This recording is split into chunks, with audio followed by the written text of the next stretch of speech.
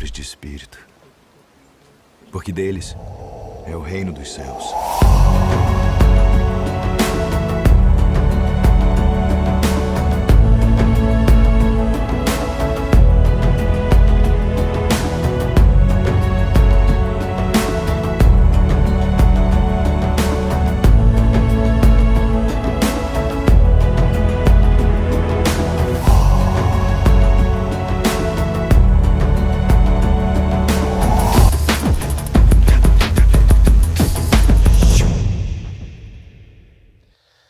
Boa noite, queridos, novamente. Um grande, sempre privilégio e alegria poder ter essa oportunidade de compartilhar nessa noite fria, como já foi dito pelo Devair, né? Nessa noite que nos pegou de surpresa, talvez pelo frio. Eu vou ficar sem blusa aqui, porque eu ficar falando com a blusa me incomoda um pouco, então não se assuste achando que eu não estou com frio. Eu vou começar a gesticular muito mais aqui para esquentar, mas eu tô bem aqui. Queridos, essa noite quero compartilhar e dar continuidade daquilo que foi iniciado pelo Devair na semana passada, e eu creio que ele compartilhou da série que nós agora iremos compartilhar com a igreja, do que nós iremos falar. E esse vídeo de início, ele fala sobre isso. Esse vídeo de início, ele fala sobre isso, ele é um breve resumo daquilo que nós iremos compartilhar, dessa nova série que nós iniciamos, que o nome dela é As Chaves da Felicidade, buscando os valores do reino. E através dessa nova série, disso que nós queremos compartilhar com a igreja, ao longo dos próximos domingos, né, que nós estaremos falando, a ideia é trabalhar sobre o Sermão do Monte. E na semana passada o Devair pôde compartilhar e explicar de uma forma mais clara o que é o Sermão do Monte, o que significava aquele momento ali de Jesus com os discípulos, com aquelas pessoas. E toda vez que eu leio sobre o Sermão do Monte, toda vez que eu me deparo com essa passagem, eu fico encantado e curioso em talvez estar no lugar daqueles homens. E poder sentar ali aos pés de Jesus e ouvir Jesus falar todas aquelas coisas. Porque hoje, quando você escuta, quando nós lemos o que o Sermão do Monte fala, você já fica encantado, como que faz sentido para nós cristãos ouvir aquilo. Imagina ouvir da própria boca de Jesus Cristo falando aquilo, devia ser incrível e fantástico. Mas a palavra dita por Jesus e escrita hoje, ela não perde o seu valor, porque a Bíblia é inspirada pelo Espírito Santo. Então o mesmo valor que tinha dito por Jesus, tem hoje aqui nas Escrituras, porque a Bíblia é inspirada pelo Espírito Santo, só que tem um gosto diferente, né, de você ouvir o próprio Jesus falando, e poder caminhar com ele, viver com ele ali, deveria ser incrível. Então essa série nossa, ela trata sobre isso. O Sermão do Monte, o específico ali, as bem-aventuranças, né, que são textos conhecidos, e sobre as chaves da felicidade. Jesus ali, ele deixa umas diretrizes para aquelas pessoas de maneiras de você alcançar a felicidade. A palavra bem-aventurado, ela tem associação com feliz. Bem-aventurado é aquele que faz tal coisa. Feliz é aquele que faz tal coisa. Então, é isso que significa ali aquelas falas. Então, hoje quero dar continuidade. Na verdade, quero entrar na primeira bem-aventurança com os irmãos e que a gente possa, como eu disse, o Espírito Santo possa falar ao nosso coração. Mais uma vez, a gente possa sair daqui impactado e transformado por aquilo que Deus quer falar conosco.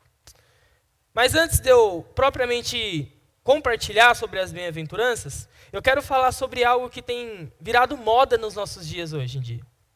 Eu sempre gosto de pensar nessas coisas meio de doido, né?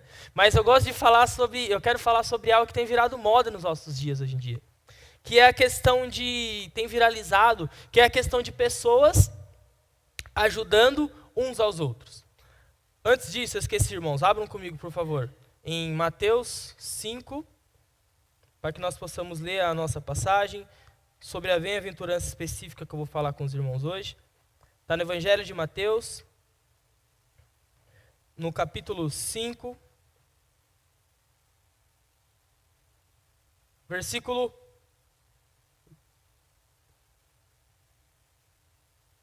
3. Mateus 5, 3. E o texto diz o seguinte: bem-aventurados, né, como disse do Sermão do Monte, Jesus começa a falar ali com aquelas pessoas, ele diz: bem-aventurados ou felizes são os pobres em espírito, pois deles é o reino dos céus. Até aqui. Hoje, especificamente, nós iremos ler esse texto, esse trecho, e trabalhar um pouco ele. A cada domingo nós iremos tratar sobre uma bem-aventurança, e hoje é essa. Jesus fala: bem-aventurados os pobres de espírito, ou em algumas versões vai dizer os humildes de espírito, porque deles é o reino do céu. E é em cima disso que eu quero começar a conversar com os irmãos, e entender a origem dessa palavra humildade hoje nos nossos dias. E virou uma moda nos nossos dias hoje, pessoas de dinheiro ajudar outras pessoas. Não sei se vocês já viram na internet, situação onde pessoas de posses, pessoas que têm muito dinheiro, ajudar pessoas na rua, ajudar pessoas necessitadas, muitas vezes elas querem ser filmadas para viralizar na internet. Sim, mas elas têm feito isso, tem virado moda. Pessoas ajudando uns aos outros. Aqui no Brasil tem esse cara que direto aparece ele nas redes sociais, não sei se você já viu, que esse é o John Leitão, é o nome dele. E ele aparece de vez em quando assim na internet da seguinte forma: sabe aquelas pessoas que você vê vendendo aquele bombom que você quase nunca compra, que alguém te oferece quando você está em algum lugar, ou quando a gente estava, uma vez que a gente estava uns dias descansando em Monte Verde, aí vem Monte Verde, aquele lugar mais romântico, né, mais casal, assim. Aí sempre tem aquela mulher que vem vendendo uma flor, e ela nunca oferece direto para a esposa, né? Para mim. Ela já vem direto para a esposa. Fala: para ele comprar uma flor para você. E a Juliana fala: nossa, que flor bonita, mas eu não gosto, né? Mas vem com chocolate para você ver. Se não dá nem tempo dele oferecer, a Juliana quer um chocolate e tal. Mas sabe aquelas pessoas que às vezes vêm oferecendo chocolate, vêm oferecendo uma flor para você, em alguns lugares a gente muitas vezes não compra? Esse John Leitão, ele faz o seguinte: ele chega para essa pessoa, e é muito legal, você pode pesquisar na internet às vezes. Eu não estou aqui enaltecendo a pessoa dele, porque eu realmente não conheço. Eu sei que isso é por conta de viralizar na internet, de ser famoso, isso é o trabalho dele hoje e tal. Mas eu quero falar da ideia que ele faz. Ele chega nessas pessoas, e ele chegou uma vez num carrinho de uma mulher que vendia umas pipocas, sabe? Aquelas que ficam em praça, tudo. E ele chegou, ele comprou, tipo, o carrinho inteiro da mulher. E aquela senhorinha começou a chorar, tudo, e ficou toda emocionada. Ou ele pega aquela pessoa que está vendendo bombom mesmo, trufa, e ele vai lá e compra todas as trufas. Só quanto que custa todas as trufas? E a pessoa fala: R$200. Ele fala: então eu quero todas. Aí a pessoa dá todas as trufas, ele dá o dinheiro e devolve as trufas para ela. Fala: agora você pode vender e fica com o dinheiro. Então virou moda essas atitudes hoje em dia. Até suspeite. Se alguém chegar para te fazer uma boa ação na rua, olha para os lados, que pode ser que alguém tenha tá te filmando, que é para a internet isso. Mas virou muito moda. E esse é o John Leitão. Esse é o cara aqui do Brasil. Só que nos Estados Unidos também existe uma outra pessoa que faz isso, que é o Mr. Beast. Ele faz isso mesmo que o John Leitão faz, só que ele eleva a um nível absurdo. Ele eleva a um nível surreal das coisas que ele faz. Uma das coisas que ele fez é que ele pagou cirurgia de catarata para 1.000 pessoas nos Estados Unidos. E uma outra coisa que ele fez é que ele viu uma pessoa, um cara que estava passando necessidade na rua, e ele deu uma Ferrari para o cara. Então ele é um pouco mais extremo nesse nível, né?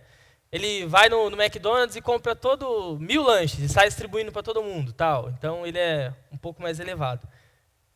Mas existe essa qualificação de humildade hoje nos nossos dias, que são pessoas de posses, pessoa de dinheiro, que se preocupa e tenta ajudar uma pessoa mais simples, uma pessoa que não tem tanto dinheiro. Seria bom encontrar uma pessoa um desses dois na rua, né? Imagina, que legal. Do nada. Igual quando tinha aquele do Luciano Huck, né? O Lar do Oscilar, o Lata Velha. Sempre que eu assistia com meu pai e com a minha mãe, eu ficava pensando, falando: nossa, nosso carro não está tão ruim, né? Mas bem que poderia, só para ele reformar e tal. Ou nossa casa não está tão judiada assim, mas se tivesse, ia ser bem legal se ele reformasse e tudo. Mas esse é um padrão que hoje em dia nós temos de humildade. Essa é uma classificação de humildade. Mas existe também uma outra classificação de pessoas humildes, hoje em dia, que nós podemos pensar de humildade, que é uma pessoa simples, uma pessoa sem condições, talvez, mas porém ela é disposta a ser boa com outra pessoa. Uma pessoa que talvez não tem tanto dinheiro, uma pessoa que não tem condição, mas ela te trata tão bem. Ela cuida tão bem de você. E você talvez venha na sua mente esse pensamento e fale, nossa, essa é uma pessoa humilde. Existem esses dois padrões de humildade que estão presentes no nosso dia a dia. Mas a questão que eu quero falar hoje é, o que significa então ser humilde? Já que o nosso versículo fala, Jesus fala para eles, bem-aventurados os pobres de espírito, ou bem-aventurados os humildes de espírito. O que significa então ser humilde para nós? O que Jesus está querendo dizer ali para aquelas pessoas? Onde a humildade, ela se encaixa como uma chave da felicidade, que é aquilo que nós estamos falando. Que tipo de humildade Jesus está falando? E é isso que eu quero que a gente possa entender hoje, né? E pensando nesse texto específico, as escrituras, elas falam sobre... Alguns versículos trazem a questão da humildade ao longo da Bíblia. E diversas vezes a gente pode entender isso. E eu, estudando e procurando entender como nós poderíamos falar disso, sobre essas palavras, a palavra humildade, ela está associada a dois termos que eu quero trazer em especial. O primeiro dele é a questão de pobreza física. Nós encontramos na Bíblia a palavra humildade associada à pobreza física da pessoa, pobreza financeira da pessoa, né? Em alguns textos, por exemplo, em Provérbios 16, 19, é dito, melhor é ter o espírito humilde entre os oprimidos do que partilhar despojos com os orgulhosos. E aqui a gente pode, ou seja, né, o que a gente pode entender? O povo de Israel, agora eu pensar um pouco com os irmãos sobre isso, mas o povo de Israel, por conta da opressão, por conta do problema financeiro que eles tinham, não ser um povo extremamente rico, em alguns sentidos, né? Eles eram considerados, por muitas vezes, chamado como os pobres e os pobres de Deus. E você entenda ao longo da Bíblia que, salvo pontos específicos, por exemplo, Salomão, que foi um rei que se destacou muito, Davi, foi um rei que tinha muita riqueza, o povo de Israel não era um povo extremamente rico como o povo. Abraão tinha posses, mas pontual. Como um povo, ele não era extremamente rico.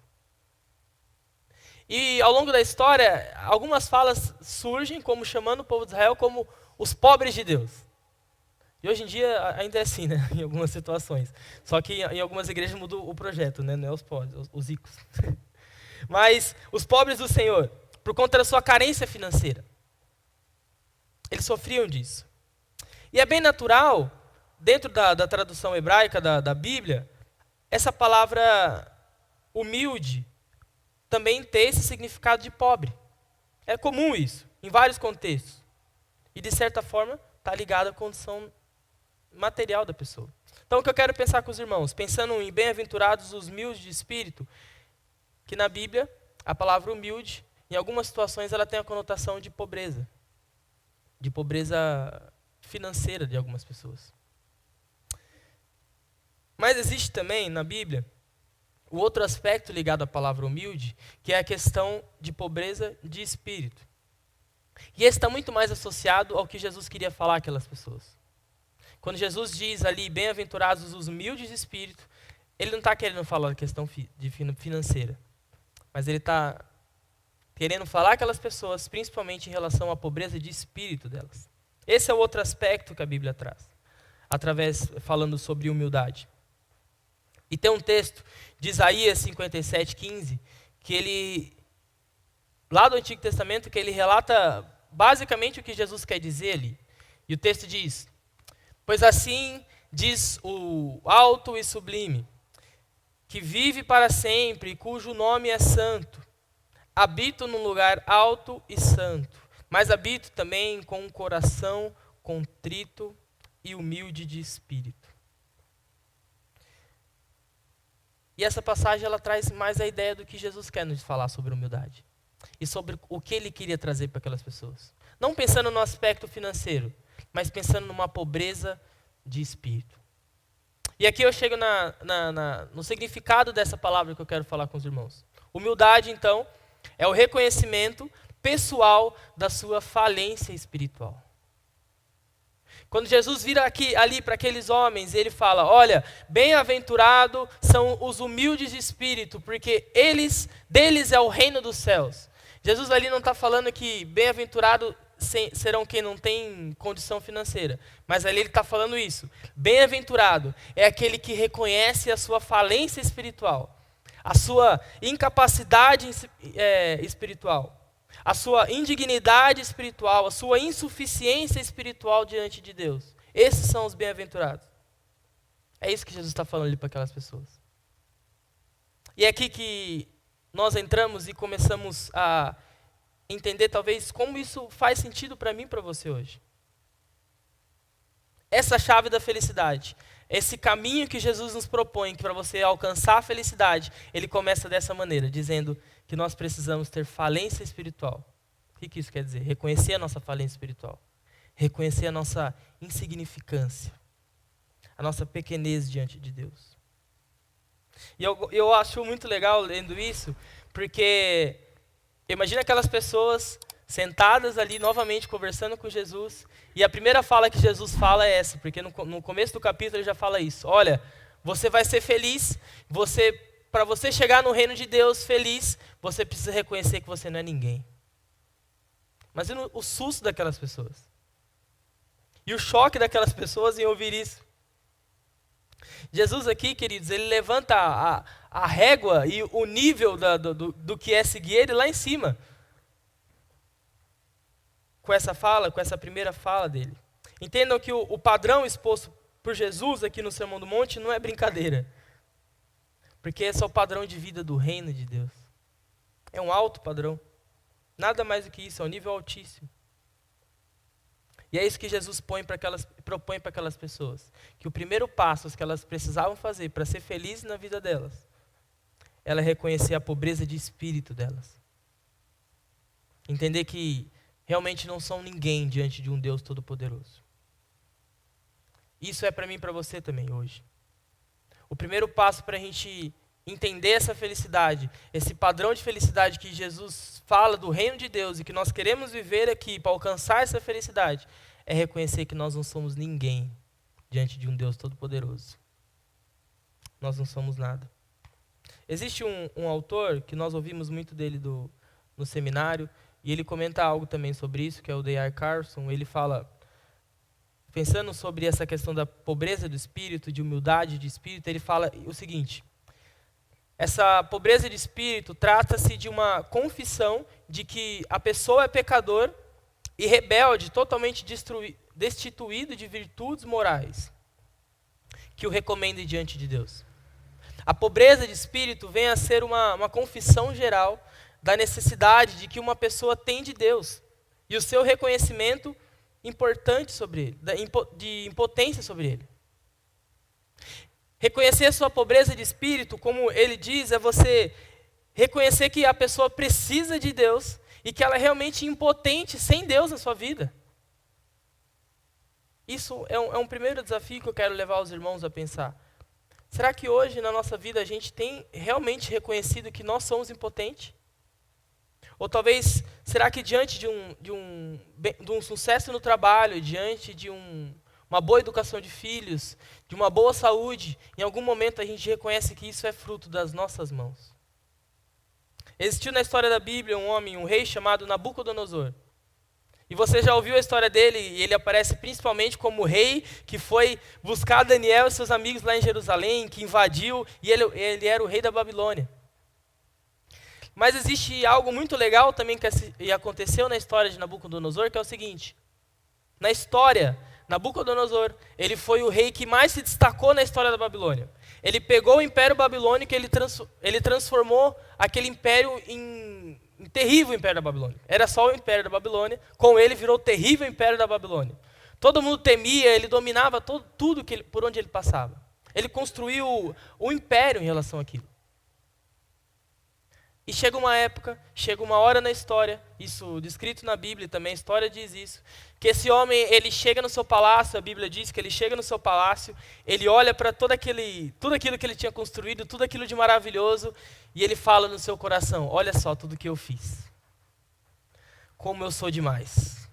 Como eu sou incrível, Nabucodonosor, eu construí tudo isso, ele fala para si mesmo. E a Bíblia fala que naquele momento vem a palavra para ele através do profeta dizendo: olha, por conta disso, Por conta desse reconhecimento falho seu, você acabou de perder o seu reino. A partir desse momento, você vai começar a viver como um animal. E você perdeu o seu reino. E a Bíblia fala que aquele homem começou a crescer o pelo no braço dele, as unhas dele começaram a crescer, e ele começou a comer mato e viver junto com os animais. Um rei. Até que, vivendo aquilo por um tempo, ele reconhece, realmente, que tudo que ele tinha não era dele. Mas Deus tinha dado isso para ele, feito isso nele. E ali o reino é restituído de alguma forma a ele. Essa história, por mais pesada que ela possa ser, eu não espero que você viva como um animal, que a sua unha cresça, você começa a comer mato, algo nesse sentido. Mas, por mais que possa ser pesada, será que hoje, na nossa vida, em alguns momentos, a gente não tem vivido como Nabucodonosor? Olha para o nosso carro e fala assim, fui eu que comprei. Olha para o nosso trabalho, como eu disse, o seu sucesso, fala, eu estou aqui porque eu mereço. Eu me esforcei, é mérito meu. Humildade de espírito, pobreza de espírito, é reconhecer que tudo é graça de Deus. E eu e você somos insignificantes sem Ele. Diante desse Deus amoroso e todo-poderoso. É isso, felizes são aqueles que reconhecem a sua insignificância diante de Deus. É assim que Jesus começa o Sermão do Monte. É assim que ele começa a falar com aquele povo. Isso é ser humilde. É dessas pessoas que é o reino de Deus. Mas, queridos, isso é um grande desafio para os nossos dias hoje. Principalmente porque nos nossos dias, hoje, o padrão de felicidade que é pregado é de uma outra forma.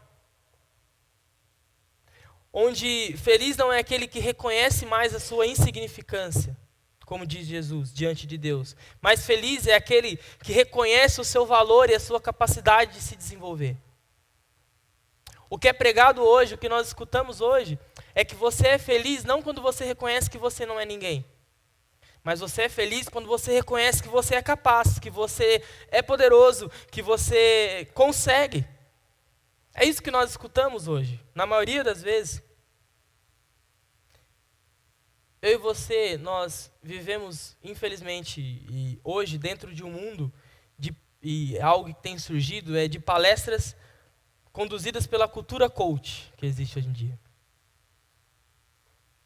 E que são pessoas, mentores, que te ajudam, dentro das falas deles, eles te ajudam a destravar a sua mente e a te impulsionar a desenvolver e alcançar melhor os seus objetivos.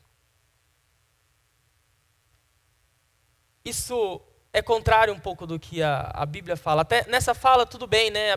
Você escuta, a pessoa só quer te ajudar a alcançar seus objetivos, a você se desenvolver como pessoa. Só que o problema disso é que você já não reconhece mais a sua insignificância. Mas o que aquela frase ali embaixo diz? Você reconhece o valor e a capacidade que você tem de se desenvolver. Isso tem pregado, isso tem sido mais importante hoje em dia.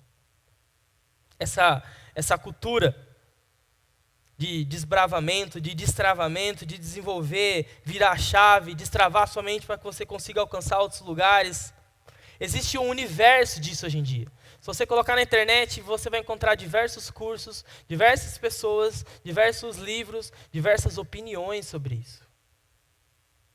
E meu foco aqui não é diretamente apedrejar essa ideia, ou a cultura do que isso faz, mas como isso tem nos levado a viver. E como isso tem deturpado a ideia que a gente tem do que é felicidade. E de como alcançar a felicidade. Eu volto no que eu falei. Jesus diz, feliz é aquele que tem humildade de espírito. É aquele que reconhece a sua insignificância, a sua pobreza diante de um Deus todo-poderoso. E hoje nós escutamos que você é feliz quando você reconhece a sua capacidade e a sua força. E o grande problema disso, queridos, além dessa cultura, desse universo coach, é que tem entrado dentro das igrejas, das nossas igrejas. E hoje nós temos o que é conhecido como a teologia coach, que tem dominado as igrejas. E eu também não quero citar nomes ou apedrejar algo em algum sentido. Mas a teologia coach hoje, ela é a evolução, o fruto, a consequência, a sequência do que foi a teologia da prosperidade de quando ela estourou.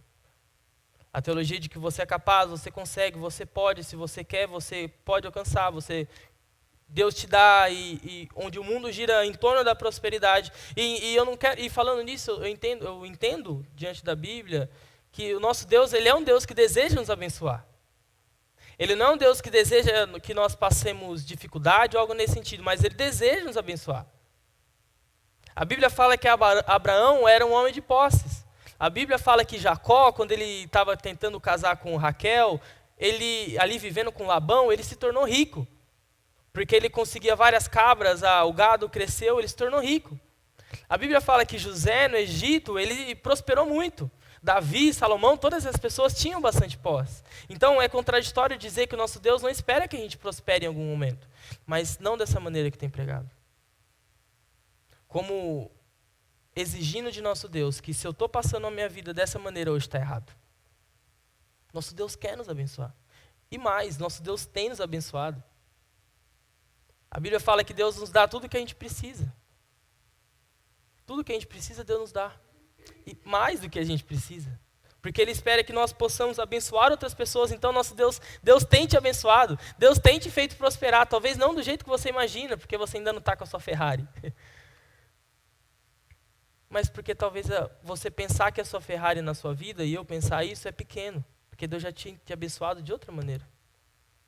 Então, Deus tem nos abençoado. Só que voltando na teologia coach, ela é o fruto da teologia da prosperidade. E hoje a teologia coach, ela tem invadido as igrejas. Existe uma fala por trás que foi dita por um líder evangélico, e no meu ponto não é entrar nisso também, ou o positivo ou negativo disso, que ela diz que nós somos o ponto fraco de Deus. E se você acompanha um pouco de mídia, um pouco de questionamento sobre isso, você já ouviu ela, mas existe um líder evangélico de uma igreja, tudo renomado, conhecidíssimo, que diz: nós somos o ponto fraco de Deus. E não quero apedrejá-lo nesse sentido, mas essa fala. E independente do intuito da fala ou algo nesse sentido, mas é o que a teologia tem pregado hoje. Jesus coloca um padrão, que para você ser feliz, viver no reino de Deus, você precisa reconhecer sua insignificância. O mundo nos prega um padrão hoje, que você já não é mais tão insignificante. Você já não é mais tão incapaz. Você consegue sozinho. E Jesus disse: você não consegue, você precisa de mim. Percebam a diferença? E que tem entrado dentro das nossas igrejas, tem entrado dentro das nossas casas, da nossa mente de uma maneira sutil, e tem nos afastado de Deus. O padrão hoje de felicidade é regado por imagens de pessoas que não precisam se sentir mais inferiores em nada, mas encontrar dentro de si a capacidade de serem mais do que são. Isso é lindo, mas não é bíblico. A ideia de que você encontra dentro de você a força que você quer para você ser mais. Isso é maravilhoso, mas não tem nada a ver com a Bíblia. Porque se nós olharmos para dentro de nós vamos contar só sujeira. Porque o nosso coração é corrompido. Nós somos destruídos por conta do pecado. Então toda vez que você olha para dentro de você não vai encontrar a capacidade de ser uma pessoa melhor. Você vai encontrar a capacidade de ser uma pessoa pior. E aí isso nos leva diretamente para a cruz. E mostra como nós somos insignificantes e precisamos de Jesus na nossa vida. Mas não é isso que tem sido pregado. Não é isso que nós temos escutado. Nós temos ensinados pela cultura a enxergarmos que nós podemos alcançar um grau de igualdade ou superioridade até de Deus. Isso é sutil também, mas entra na nossa mente quando algo acontece na nossa vida e nós nos sentimos injustiçados com Deus.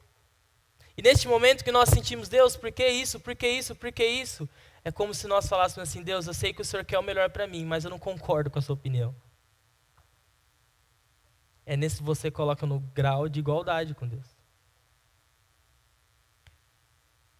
É muito sutil, mas tem nos impactado.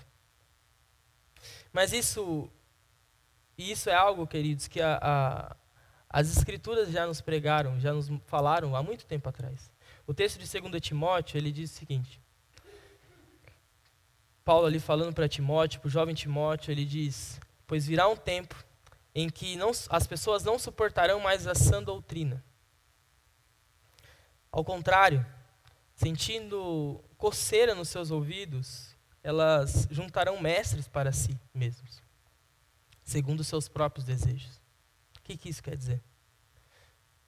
Que chegaria um tempo onde as pessoas já não aceitariam mais a verdade. Paulo está dizendo que, assim, Timóteo, vai chegar um tempo onde as pessoas não vão querer mais ouvir vocês, mas elas vão preferir escolher as pessoas que falam aquilo que agrada a elas. Aquela igreja, cara, fala muito de pecado. Eu sou cristão, mas eu não quero parar de ir para a igreja, mas aquela igreja fala muito de pecado.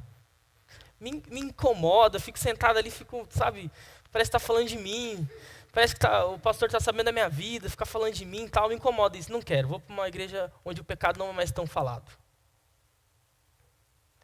E nós encontramos isso. Mas isso é fora do que a Bíblia tem pregado. Timóteo fala ali que haverá um tempo onde as pessoas não querão mais ouvir, seguir uma doutrina, ou entender aquilo que a Bíblia fala, mas se aproximar e se juntar com aquilo que agrada a elas. E é exatamente isso que nós vivemos hoje. É exatamente isso que a teologia, a coaching, a da prosperidade, ou N coisas aí que vão surgir ainda faz. Porque não quer mais tratar um pecado, mas quer mascarar, acariciar ele, quer, sabe, te ajudar a lidar com ele. Eu quero te desafiar hoje, ou algum dia na sua semana aí, que se você tiver um tempo, pesquisa sobre a teologia coach. Alguns vídeos sobre isso na internet ou algo nesse sentido. Eu quero mesmo te incomodar a olhar sobre isso. Porque isso é algo que tem acontecido dentro do nosso contexto cristão. E é importante você saber. É importante você entender. Até para você ter o seu posicionamento, você falar assim, olha, faz sentido para mim, ou não faz. Mas é importante ter essa opinião. E é o que nós temos vivido hoje. As pessoas buscariam se alimentar apenas com aquilo que satisfazesse os seus desejos, e não aquilo que as incomoda ou as questiona. As igrejas... E essa é a mensagem que tem sido pregada. Você consegue, você é capaz, você é merecedor de muito mais do que isso. Busque o seu melhor, pense em você, corra atrás da sua felicidade, foque no seu objetivo, seja feliz. E essa é a mensagem. Nós vivemos hoje num mundo personalizado. Antigamente, eu não cheguei a pegar tanto essa época, mas antigamente, quando você, ou até quando você está escutando uma música no rádio da sua casa, você não consegue mudar. Você tem que ouvir aquela música até acabar, né? Quando você estava assistindo um filme, alguma coisa, você tem que esperar aquele processo todo do filme. Hoje em dia já não é mais tanto assim. Hoje em dia no celular, no aplicativo do Spotify, que seja, eu tenho 1.500 músicas que são do meu gosto. E a Juliana tem no dela 1.200 músicas que são do gosto dela. E se eu estou ouvindo uma música que eu não gosto, eu posso mudar e ouvir a outra. Eu não preciso esperar acabar mais, eu posso ouvir a outra. Eu consigo ir num restaurante, no fast food que seja, e pedir para a pessoa tirar toda a cebola, porque eu sempre faço isso. Então, tira a cebola, tira não sei o que tem, tira o picles, tira o alface, dá só um pedaço de carne para mim com pão. E eu posso fazer isso. Eu posso pegar um lanche que chama assim, ó, cebola glamurosa, e tirar a cebola. Nós vivemos um mundo personalizado hoje. Dentro do seu mundo, você pode ouvir a música que você quiser, você pode pensar o que você quiser, você pode assistir o que você quiser, e cada um tem o seu próprio mundo. Isso é um perigo, porque isso é escolher para si mestres, escolher para si pessoas que falam aquilo que você quer ouvir, e não mais do que a Bíblia tem dito. Esse é o nosso mundo hoje. Isso está dentro das nossas igrejas. Quando na verdade, contrário a isso que eu disse, que as igrejas têm pregado, de busca o seu melhor, pense em você, corra atrás da sua felicidade. A Bíblia nos diz, você não consegue fazer nada sozinho. A Bíblia nos diz, você não é capaz de fazer nada. A Bíblia nos diz, nós somos pecadores miseráveis, que precisam de Jesus. A Bíblia não diz, pense em você, a Bíblia diz, ame ao próximo. A Bíblia nos diz, ame a Deus acima de todas as coisas. Buscar em primeiro lugar o reino de Deus e as outras coisas vão ser acrescentadas. E não corra atrás das outras coisas e sobrar um espaço, busque o reino de Deus. Busque o reino de Deus e as outras coisas vão ser acrescentadas. Olha a inversão de valores. Enquanto o mundo tem pregado uma ideia de que você tem que trabalhar. Quando nós fomos na semana passada, nós estivemos na igreja do Pinas, lá em Cidade Ademar. E toda vez que a gente vai para São Paulo, para a gente é um susto. Cara, eu não sei como, não consigo. A gente pega a pista para São Paulo e fala, não sei como as pessoas conseguem viver nesse lugar. É um absurdo, cara. Ainda mais a gente cresceu 25 anos aqui em Cosmópolis, que 2 carros é trânsito parado, né? 2 carros parados é trânsito, você já fica preocupado. Fala, nossa, aconteceu um acidente. 2 carros parados, você já estranha. Em São Paulo, cara, tem um momento lá que a gente estava indo, tinha 5 tipos de semáforos assim, ó. Falei, meu Deus, de onde está vindo o carro? De cima, de baixo? E a Juliana falando comigo, nesse momento eu travo. Eu não sei o que está acontecendo. Ela estava falando comigo e ficou assim, só assim, ó. Olho para todo lado, né? E você assiste reportagem, fala que as pessoas param no semáforo, você rouba, meu irmão. Quando eu parava no semáforo, eu ficava assim, ó. E a Juliana, ó, cuidado com aquele cara. Se alguém olhasse pra gente, achava que a gente estava só no energético, assim, ó, tudo olhando pro lado. E eu não sei como as pessoas conseguem viver ali. E quando você conversa com as pessoas, você fala... Mas para mim o pior de São Paulo é isso. A gente ia chegar na igreja, estava assim no GPS. 3 quilômetros. Falei, tá perto. 25 minutos. Falei, meu Deus, 3 quilômetros. Eu vou descer do carro, vou andando. Né? Mas às vezes é mais fácil. E você conversa com as pessoas, é normal. Às vezes demora mais tempo para a pessoa ir da casa dela para a igreja do que eu sair daqui lá na igreja da pessoa. Eu fico impressionado com isso. Fala, como você vai para o trabalho? Não, pego o metrô e pego 2 ônibus, aí eu chego no trabalho. Aí eu saio 3 horas da tarde. Fala, então é bom. Não, eu chego 7 horas em casa. E a pessoa está bem, a pessoa está feliz, ela está conformada com aquilo. Nós temos sido criados nessa cultura de inversão de valores, onde quanto mais você faz, mais você vai conseguir ter e melhor vai ser sua vida. Quanto mais você trabalhar, quanto mais você se dedicar a isso, quanto mais você ocupar o seu dia inteiro correndo atrás das coisas, melhor vai ser sua vida. Isso é fácil de entrar na nossa mente. Só que a Bíblia fala, busque em primeiro lugar o reino de Deus. E não quero dizer não trabalhe, não se dedique, não se esforce. Nada a ver com isso, né? Não estou saindo daqui falando, Daniel falou que não precisa trabalhar. Não é isso. É busque em primeiro lugar o reino de Deus. Com amor, com dedicação. Se devote a Deus realmente. E não é uma dúvida. Talvez as outras coisas vão ser acrescentadas. Se depender ou depende de como... Não. Busque em primeiro lugar o reino de Deus. E as outras coisas vão ser acrescentadas. Deus supre nas nossas necessidades. Quando o nosso coração está no lugar certo. Então Deus é contrário a isso. A Bíblia fala, você é um pecador miserável, ama a Deus, buscar em primeiro lugar. Essa é uma grande inversão de valores que nós temos. O padrão dito por Jesus é um padrão inatingível sem Ele. Esse padrão de o reino dos céus, o versículo diz isso. Bem-aventurados os humildes de coração, os humildes de espírito, porque deles é o reino do céu. Mas só que esse padrão é inatingível sem Ele. Você não reconhecer a sua falência espiritual, sua insignificância espiritual sem Ele. Mas é o padrão do reino dos céus e é perfeito. É o padrão que o mundo propõe é falso e é ilusório.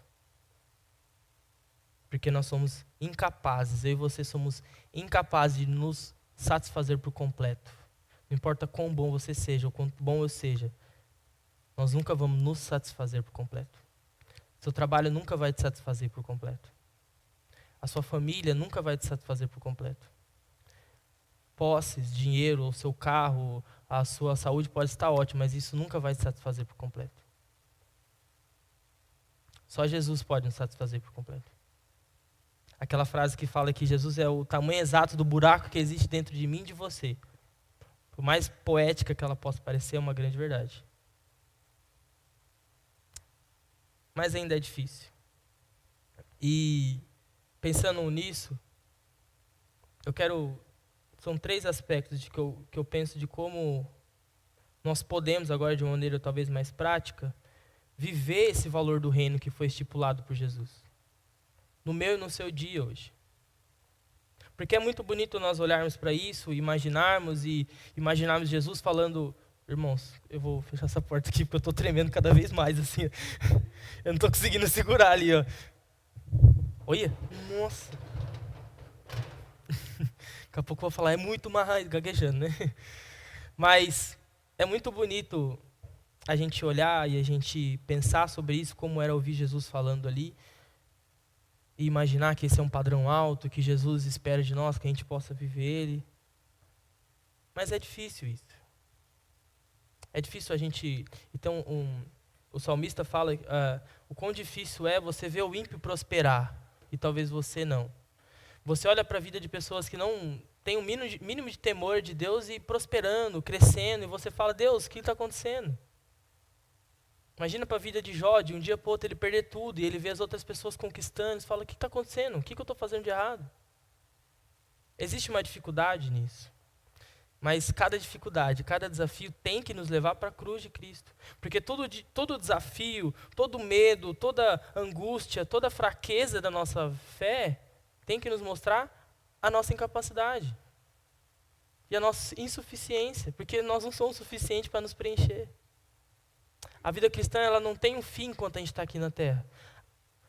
Eu posso passar, gente, 15 anos no seminário, o Devair pode voltar fazer pode estudar a vida inteira isso. Mas se a gente não se relacionar e se realmente se devotar a Deus, a gente vai continuar vazio. Não tem um momento da nossa vida cristã que a gente vai falar assim, pronto, agora eu estou bem, 100% bem.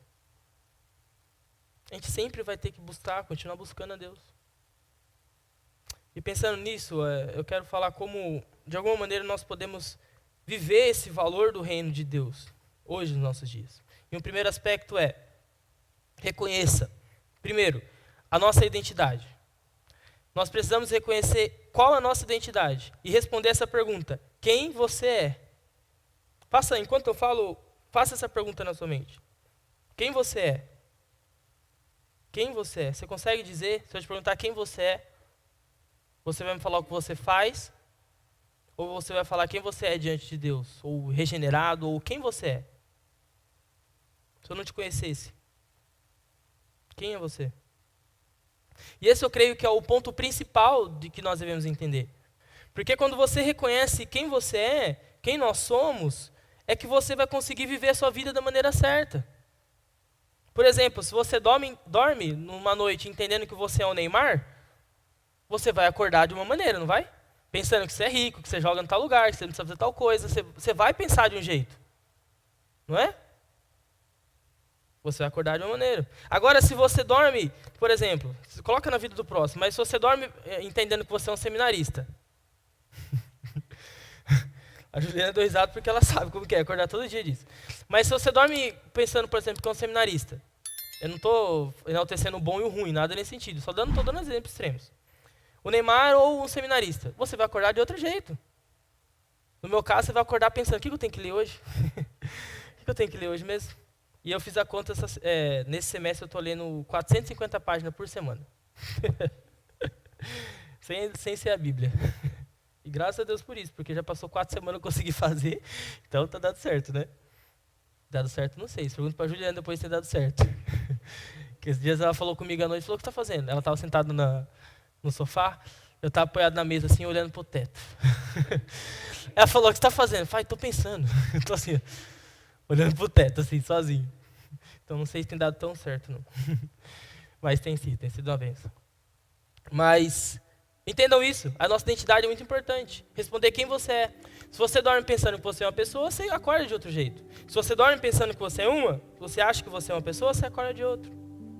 A maneira como nós entendemos a nossa necessidade reflete na maneira como nós vivemos a nossa vida. É isso. A maneira como você entende quem você é, vai refletir na maneira como você acorda para trabalhar. Se você acorda, se você dorme, se você entende pensando que você é superior a Deus, ou igual a Deus, ou uma pessoa capaz de fazer tudo, você acorda de um jeito.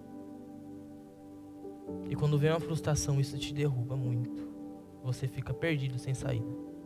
Mas se você entende que você é uma pessoa insignificante sem Deus, e que quem está no controle da sua vida é Deus, e que tudo que acontece na sua vida não é porque você fez, mas é porque Deus permitiu, porque Deus tem agido em você. Quando você acorda e tem uma dificuldade, tem um problema, o que você faz? Você recorre para Deus, porque você sabe que Ele está suprindo você. E não é porque você está lá, mas é Deus que está te dando. Entender quem nós somos, a nossa identidade, faz muita diferença na nossa vida. Reconheça quem você é. E eu sinto em dizer isso, mas você, assim como eu, é um pecador miserável. Totalmente necessitado do agir de Deus na sua vida. Sem a manifestação do amor de Deus nos detalhes da nossa vida, nós estaríamos perdidos. Talvez você não perceba, mas se Deus não estivesse cuidando dos detalhes da sua vida, tudo estaria perdido. E olhando um pouco para a história da Bíblia, não foi Daniel que sobreviveu na cova dos leões. Foi Deus que livrou ele. Não foi Davi que derrotou Golias ali com aquela pedra. Foi Deus que capacitou ele. Não foi José que fez a carreira dele no Egito prosperar e se tornar grande, mas foi Deus quem abençoou ele ali no Egito.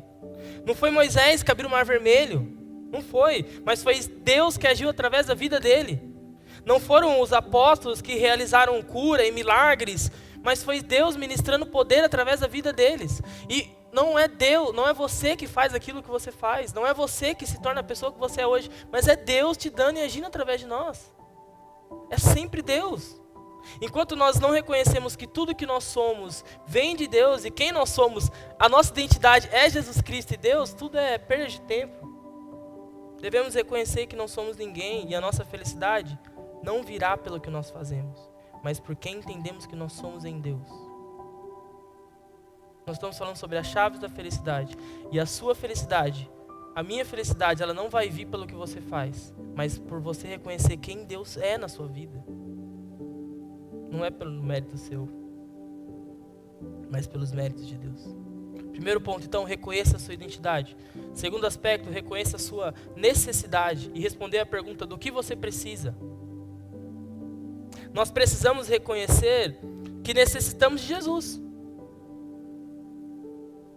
Agindo como, não só como Salvador, mas como Senhor na nossa vida. Nós necessitamos disso. Isso é muito sério.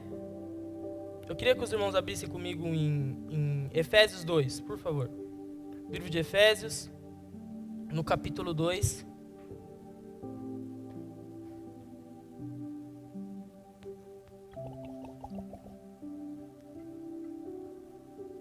Nós vamos ler do versículo 1 ao 5. E como nós precisamos de Jesus. Efésios 2, do 1 ao 5. Diz o seguinte. Perdão, só colocar no...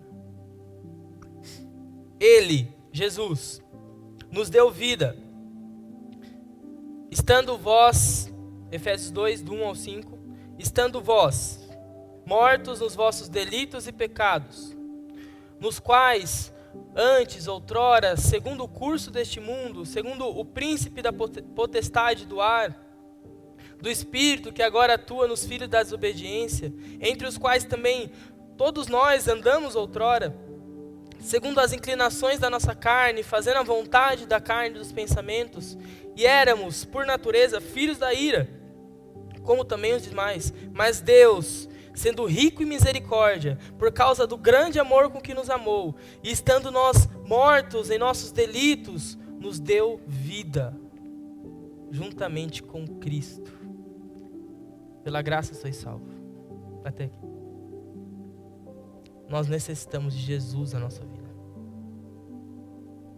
Porque sem Ele nós estávamos mortos e abandonados dentro do pecado.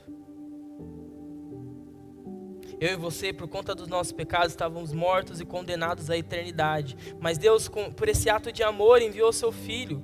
E esse Filho se fez carne para morrer em nosso lugar e nos dar a salvação. Isso é precioso demais. Isso tem que nos comover, isso tem que nos impactar. Sempre que a gente olhar para Jesus. Não cabe na nossa mente a complexidade desse ato de Jesus.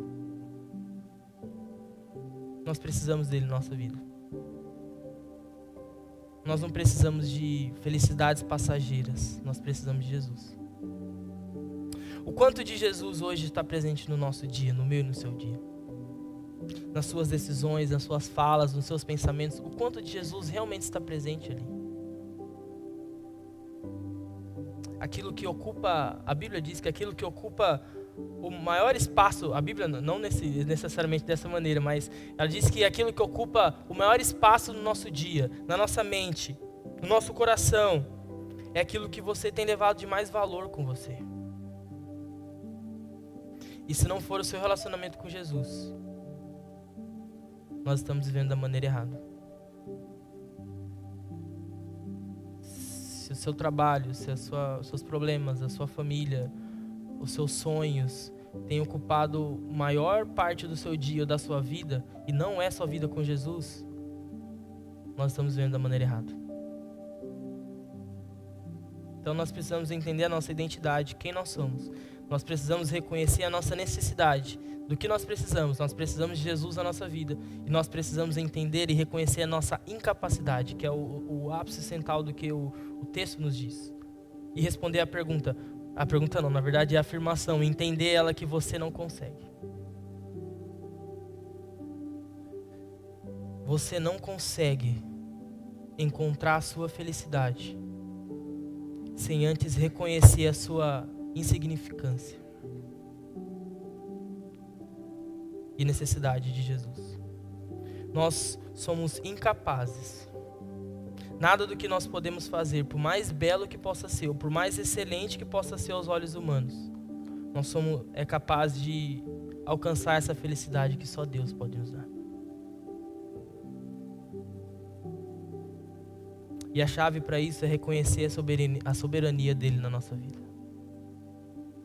Eu não sei como tem sido a sua caminhada cristã, como tem sido a sua vida com Cristo. Se ela tem sido alimentada só pelos finais de semana, ou se você tem se aproximado de Deus só quando surge uma necessidade na sua vida. E eu sei que nós somos muito falhos nisso. Mas Deus está nos chamando a reconhecer que nós necessitamos dele. E que talvez esse foco que a gente tem dado em outras coisas para ser feliz é falha. Essa energia que a gente tem gastado em outras coisas para alcançar essa felicidade é como correr atrás do vento, como diz Salomão. Ou num exemplo mais prático, nossa, é que não um cachorro corre atrás do rabo. Que ele nunca chega nele, sabe? Fica correndo assim. É falha. Nós precisamos reconhecer a nossa incapacidade. Reconhecer o espaço que só Jesus pode completar em nós. Que essa mensagem, queridos, olhando para esse texto, para esse versículo e para tudo isso, não nos deixe triste. Mas eu olho para isso e que isso possa nos dar amor e esperança. Alegria e esperança. Por enxergar que existe um Deus soberano. É isso que eu quero te convidar a pensar comigo. Não ouvindo tudo isso, você realmente é triste você enxergar que você é um pecador, que você é insignificante. Isso eu quero realmente que nós pensemos. Mas além disso, enxergar que existe um Deus soberano.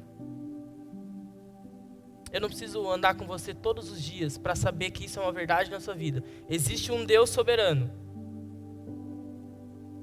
Que Ele controla todas as coisas. Nada sai do controle de Deus. E sabe o que é muito melhor para mim e para você? É que nós podemos descansar nessa certeza de que Ele supre mais do que nós precisamos.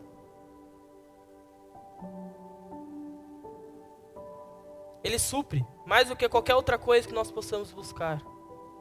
Porque Deus é a fonte da nossa felicidade. E não qualquer outra coisa. Então quando você pensar, e o que eu quero que você entenda com tudo isso, é que nós precisamos realmente de Jesus. Nós somos insignificantes, mas existe um Deus de amor. Existe um Deus maravilhoso, existe um Deus cuidador, existe um Deus que nos ama e que enviou seu Filho. Existe um Deus de braços abertos para a minha vida, para a sua vida, para as suas aflições, para os seus desafios, para os seus medos. Ele olha para tudo isso e fala: filho, eu quero cuidar de você. Eu quero cuidar disso. Você está carregando um fardo extremamente superior a você que não tem necessidade. Eu quero carregar isso, eu quero te ajudar com isso. Não se preocupa com esse dinheiro. Não se preocupa com esse problema de saúde, isso é pequeno perto de mim. Eu só quero que você deixe isso de lado e você foque em mim por um tempo e através disso eu vou te abençoar. Eu não sei como cada um de nós temos vivido a nossa vida, mas o desafio é que nós possamos buscar na fonte essa felicidade. Não em coisas criadas, mas no Criador. Seu casamento, seu trabalho, sua condição financeira, sua saúde e outras coisas que vêm na sua mente é maravilhoso. É criado por Deus. Deus quer que você seja a diferença ali, que você haja bem, que você adore e honre ali também naquele lugar. Mas não é isso que te traz a sua felicidade. Pobreza de espírito é reconhecer quem Deus é e quem nós somos. Quem Deus é? Criador soberano. Quem nós somos? Insignificantes e necessitados de Deus. Que isso possa caminhar com a gente todo dia. Toda vez que a gente for cantar uma música, toda vez que você for ler um versículo, você possa lembrar que para quem você está fazendo isso.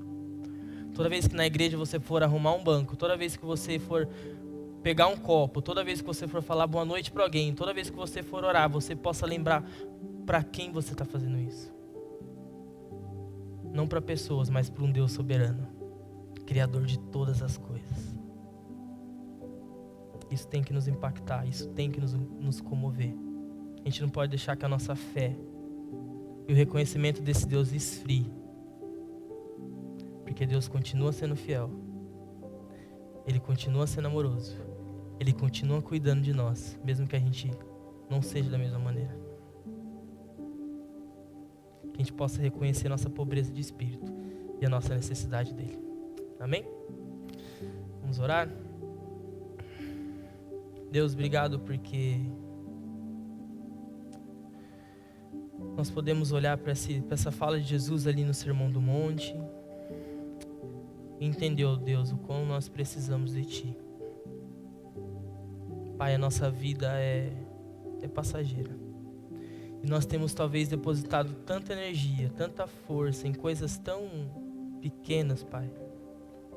Enquanto o Senhor olha para nós e diz: filho, busca em primeiro lugar o meu relacionamento, estar comigo, que eu vou suprir as necessidades da sua vida. Deus, eu não sei como cada um de nós aqui tem vivido o dia a dia, ou como tem caminhado contigo, mas eu peço que o teu Espírito possa nos incomodar aqui, Pai. Que talvez aquilo que nós temos feito não é o nosso melhor para Ti.